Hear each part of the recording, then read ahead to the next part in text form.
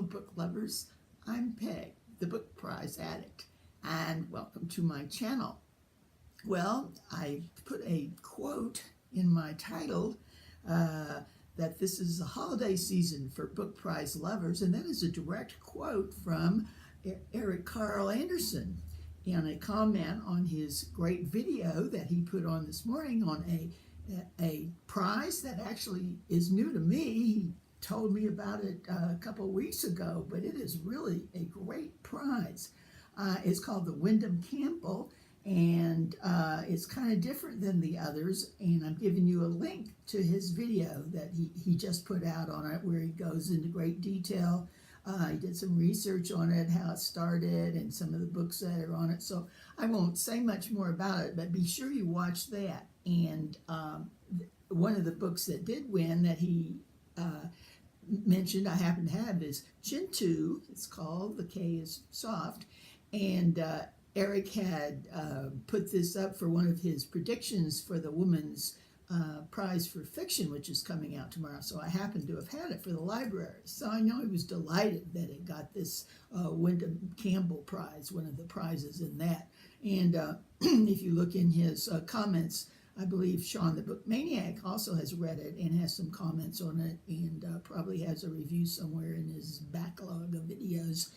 Okay, so I definitely, this is a holiday season because there are 5 big prizes that have or will come out within 10 days. Last week, at the end of last week, we had the Walter Scott Prize for historical fiction. Today we had the Wyndham Campbell.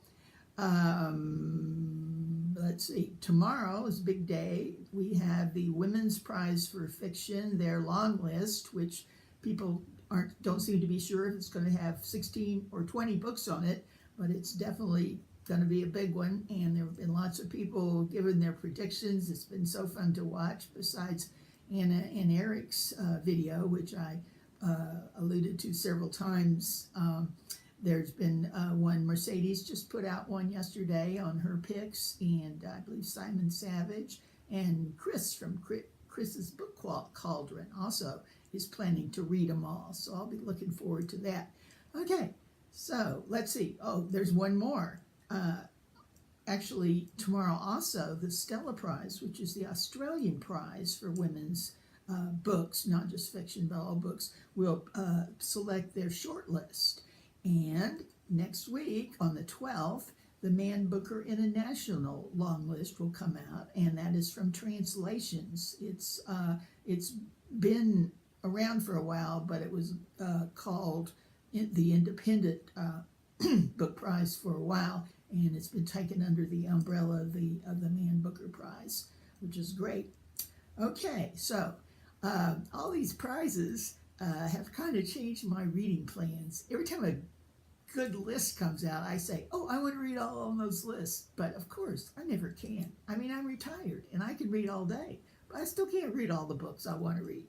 So I've started a new reading plan where every week I will select books from the different lists, just ones that appeal to me, and read those books only that week and report on those books. Now, because I don't want to always read brand new books, I've given you a list of all the lists I'll be reading from in the comments below or in the notes below, but I have added several that aren't exactly book prize lists. For instance, I've added the 100 mysteries of all times list I found, and also the 100 best sci-fi novels of all time, because I like both of those, and it'll be fun to read kind of the history, some of the older ones on that. And I also have a link to all the Booker Prizes and their short lists that have been in the last 50 years, which I'm trying to read from that.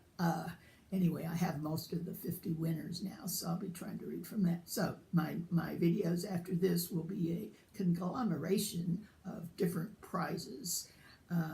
Okay, so before I go, I just want to say, have a few more books I want to comment on that maybe might be on the Women's Prize tomorrow.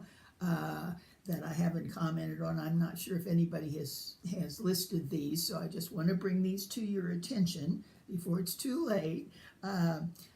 This one we have is called This Could Hurt, a novel.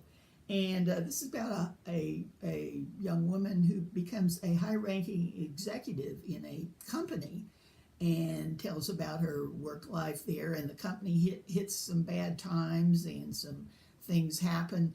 And it actually, the quote on the back says, it goes into the absurdities of modern office life. So that ought to be interesting for some of you out there. Okay, next I think I have one that probably nobody has really noticed or seen, but this happens to be one of my favorite authors, Clarke. And I first discovered her in 2003 when her very first book was shortlisted for the Booker Prize. And it was called Astonishing Splashes of Color. And she's written quite a few since then, and they all sort of portray individuals who are out of kilter with the world, you might say, and I just love them. They're just quirky enough. They're just right down my alley. So when I saw this one had come out this year, I'm hoping it might have a chance to get on the Women's Prize and get her name out there.